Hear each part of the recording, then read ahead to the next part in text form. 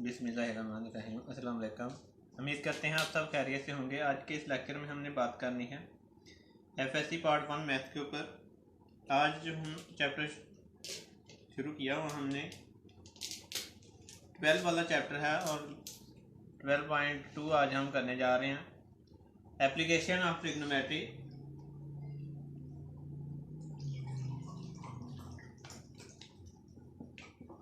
FSc part 1 chapter number है 12, exercise 12.2, question number 1 और part number 1। हमारे पास मैं डायग्राम यहाँ पर ड्रा कर देता हूँ। कहते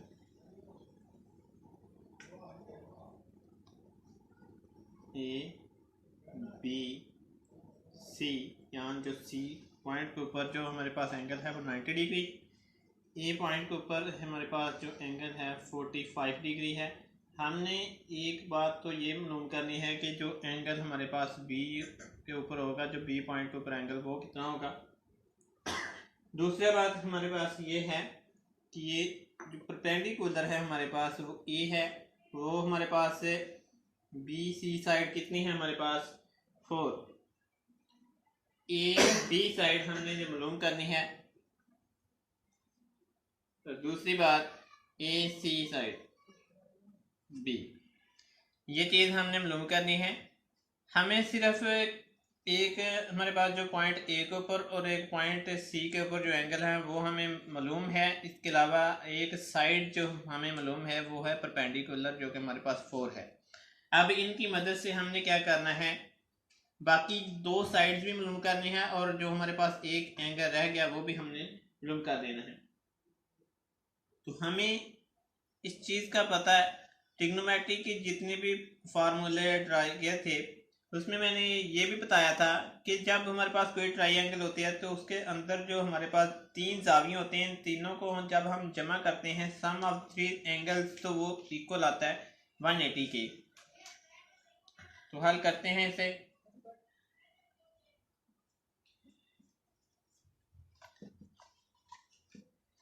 यहाँ पर हमारे पास एंगल ए है, एंगल बी है और एंगल सी। अब जब हम इन तीनों एंगल को हम जमा करेंगे तो ये किसकी इक्वल आएगा 180 के। अब हमारे पास जो एंगल ए है वो कितना है 45 है, तो यहाँ पर लिख देता हूँ 45। हमने मालूम करना यहाँ पर एंगल बी, और जो हमारे पास एंगल सी है वो कितना है, यहाँ सी के ऊपर आपके पास 90 डिग्री है, तो मैं यहाँ पर 90 लिख देता हूँ, इक्वल है 180 के। अब 90 और 45 को ऐड करते हैं, सी प्लस 135 180 के इक्वल। अब यहाँ पर आपके पास बी जो एंगल आ रहा है यहाँ पर 180 है, यहाँ माइनस चला जाएगा तो ये 135, और जो आपके पास बी एंगल आ रहा है वो कितना आ रहा है 45 आ रहा है। 180 में से आप सब्ट्रैक्ट कर दें 135 को, तो जो 45 आपके पास है ये बी की कीमत कितनी आ गई 45। अब दूसरी बात हमने यहाँ से क्या करना है, एक हमारे पास पॉइंट्स है ए बी साइड जो कि हमने सी मालूम करना है, दूसरा हमारे पास है ए सी, यहाँ से हमने क्या मालूम करना है बी मालूम करना है। यहाँ पर मैं दोबारा इसको रिवाइज करा देता हूँ कि हमारे पास ए बी सी 3 एंगल थे, हमने तीनों को क्या किया सम अप कर दिया। तो हमारे पास जो किसी भी मुसल्लस के अंदर वाले जाविये होते हैं वो जब हम उनको जमा करते हैं तो 180 के इक्वल आता है। अब यहाँ पर जो आपके पास जाविया ए था वो 45 था, सी 90 था, इन दोनों को जमा करने के बाद 135 80 में से 180 में से 135 को जैसे माइनस किया तो 45 आपके पास। अब हमने क्या करना है कि बी और सी की जो कीमतें वो मालूम करनी है, यानी कि बेस मालूम करना है और हाइपोटेनस मालूम करना है। अब बेस के लिए हम यहाँ से देखते हैं कि हमारे पास ये परपेंडिकुलर है और ये हमारे पास हाइपोटेनस है। अब परपेंडिकुलर ओवर हाइपोटेनस आपके पास क्या होता है, साइन के इक्वल होता है, तो मैं यहाँ पर लिख देता हूँ साइन। अब साइन के आपने कौन सा एंगल लिखना है 45 का, तो यहाँ पर साइन 45 इक्वल किसकी आएगा परपेंडिकुलर, और परपेंडिकुलर क्या है आपके पास ए, यानी कि आपके पास क्या है 4, और हाइपोटेनस आपके पास क्या है सी, तो मैं यहाँ पर सी लिख देता हूँ। साइन हमारे पास इक्वल होता है परपेंडिकुलर ओवर हाइपोटेनस। परपेंडिकुलर आपके पास 4 था, हाइपोटेनस आपके पास c है, यानी कि इस c की हमने कीमत मालूम करनी है। अब यहाँ पर जो साइन 45 है ये आपके पास किसके इक्वल होता है? साइन 45 की जो वैल्यू होती है 1/2 अंडर द रूट्स, यहाँ पर 4/c।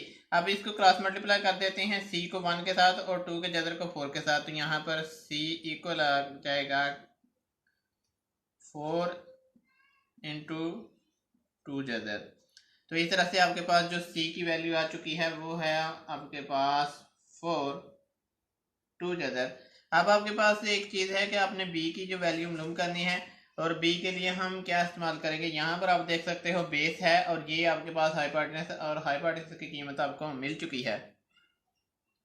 अब आपने देखना है कि ट्रिग्नोमेट्रिक कौन सा हमारे पास फंक्शन है। साइन तो हमारे पास परपेंडिकुलर ओवर हाइपोटेनस के इक्वल था। अब अगर हम बात करें काज की, तो वो किसके इक्वल होता है? Base over hypotenuse. तो हम यहाँ पर अब बी मालूम करने के लिए फंक्शन लगाते हैं काज का। अब हमने देखना है काज के साथ एंगल कौन सा लगाएंगे, तो काज के यानी कि अपोजिट 45। अब काज इक्वल किसके होता है? बेस। बेस आपके पास क्या है? बी। यहाँ पर बी लिखने की हाइपोटेनस किसकी इक्वल है? 4 इंटू 2 का जदर, तो यहाँ पर 4 और 2 का जदर लगा देंगे। काज 45 किसकी इक्वल होता है? 1/2 जदर, तो यहाँ पर आपके पास b/4 इंटू 2 जदर। अब इनको क्रॉस मल्टीप्लाई कर दें, यहाँ डिवाइड हो रहा है, यहाँ पर जाएगा तो मल्टीप्लाई हो जाएगा, तो 4 इंटू 2 जदर और बटा के नीचे आपके पास आ रहा है 2 जदर। यहाँ पर क्या रह गया? b रह गया। ये 2 का जदर 2 के जदर के साथ कैंसिल हो गया, और आपके पास आंसर b का जो आ गया वो क्या आ गया है? 4। आपके पास जो बेस की कीमत आई है वो कितनी है? आपके पास 4 है। नेक्स्ट पार्ट है क्वेश्चन नंबर 1 का पार्ट नंबर 2 हमारे पास।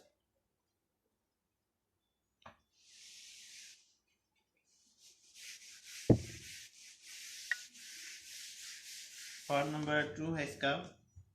इसकी भी डायग्राम हम ड्रा कर लेते हैं।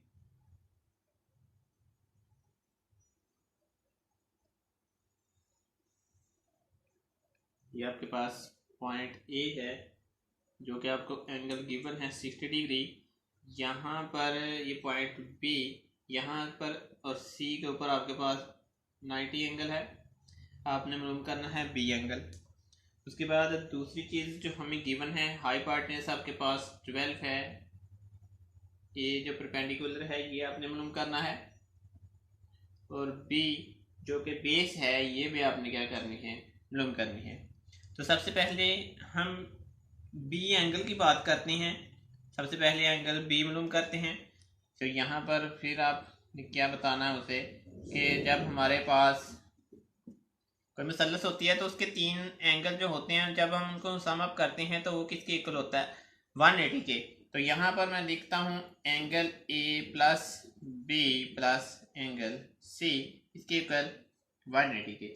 अब ए की कीमत आपको पता 60 है, यहाँ पर 60 लगाएं। बी आपने मालूम करना है, सी 90 है तो 90 लिखें, यहाँ पर 180। अब इन दोनों को आप क्या करते हैं? ऐड करते हैं। 60 प्लस 90 तो क्या आएगा? 150। तो यहाँ पर इक्वल किसके? अब यहाँ पर ये ऐड हो रहा है, दूसरी तरफ जाएगा तो इसमें से सब्ट्रैक्ट हो जाएगा। तो जो एंगल बी है आपके पास 180 माइनस 150, तो यहाँ पर आपके पास जो एंगल आ रहा है बी वो 30 डिग्री आ रहा है, यहाँ पर 30 डिग्री। अब हमने बात करनी है कि हमारे पास परपेंडिकुलर हम कैसे मालूम कर सकते हैं और हम बेस कैसे मालूम कर सकते हैं। ए की कीमत निकालनी है, इसी तरह से हमने बी की कीमत निकालनी है, और हम देखते हैं कि इसके लिए हम कौन सा फंक्शन इस्तेमाल करते हैं।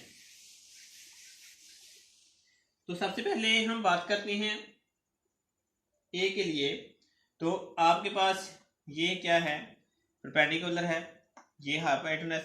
तो यहाँ पर आप इस्तेमाल करते हैं एक फंक्शन साइन। अब रही बात है कि हम साइन के लिए कौन सा एंगल, तो ये सामने उसके सामने कौन सा है? 60 डिग्री। अब साइन इक्वल किसके होता है? परपेंडिकुलर। परपेंडिकुलर क्या है आपके पास? ए, और हाइपोटेनस क्या है? 12। साइन 60 डिग्री किसके इक्वल होता है? ये जो टेबल है मैंने ड्रा करके दिया था आपको, उसकी लिंक मैं डिस्क्रिप्शन में दे देता हूँ, वहाँ से आप इजीली टेबल के बारे में देख सकेंगे। तो साइन जो 60 डिग्री हमारे पास 3 जजर ओवर 2 के इक्वल होता है, यहाँ पर a ओवर 12। अब यहाँ पर इनको क्रॉस मल्टीप्लाई करते हैं, 12 को इसके साथ मल्टीप्लाई करते हैं, यहाँ पर डिवाइड हो रहा है दूसरी तरफ जाएगा तो मल्टीप्लाई हो जाएगा। यहाँ पर आपके पास 12 मल्टीप्लाई 3 जजर ओवर 2 इक्वल 9। यहाँ पर 2 1 और 2 6 है, तो यहाँ पर आपके पास 6 इंटू 3 इक्वल a। तो ये आपके पास a की कीमत आ चुकी है। अब हम इसी तरह से परपेंडिकुलर की कीमत आपके पास 6 है 3 ज़्यादा बेस की कीमत मालूम करनी है, और बेस के लिए हम यहाँ पर एक फंक्शन cos का इस्तेमाल कर लेते हैं। तो यहाँ पर cos, अब मैंने यहाँ पर cos का फंक्शन क्यों इस्तेमाल किया कि यहाँ पर आपके पास ये जो साइड है बेस है और ये हाइपोटेनस है, और बेस ओवर हाइपोटेनस किसके इक्वल होता है, cos के इक्वल होता है। तो cos का फंक्शन जो आप 60 डिग्री, यहाँ पर आपके पास बेस क्या है b और हाइपोटेनस क्या है आपके पास 12। अब आपके पास जो cos 60 डिग्री होता है वो किसके इक्वल होता है, वो होता है 1 ओवर 2 के इक्वल होता है। अगर आप कैलकुलेटर से इसकी कीमत मालूम करते हो तो यहाँ पर भी जो आपके पास साइन 60 की जो वैल्यू आएगी वो पॉइंट में आएगी, यहाँ पर भी आपके पास जो cos 60 की वैल्यू आएगी वो पॉइंट में आएगी। तो जो मैं ये वैल्यू लिख रहा हूँ ये मैं टेबल की मदद से लिख रहा हूँ, यहाँ से आपके पास इजीली ये आपके पास आंसर आ गया। और यहाँ जो cos 60 की जो वैल्यू लिखी है वो भी मैंने टेबल की मदद से लिखी है, इक्वल है b ओवर 12 के। यहाँ पे क्रॉस मल्टीप्लाई करते हैं 12 ओवर 2, इस 12 को 1 के साथ मल्टीप्लाई कर दिया, यहाँ पर क्या रह गया b। अब इन दोनों को तकसीम कर देते हैं 2 के ऊपर, तो 2 1 और 2 6, तो जो b की कीमत जो बेस की वैल्यू हमारे पास आ रही है वो क्या आ रही है 6 आ रही है। तो इस तरह से आपने ये क्वेश्चन करने हैं। नेक्स्ट पार्ट है हमारे पास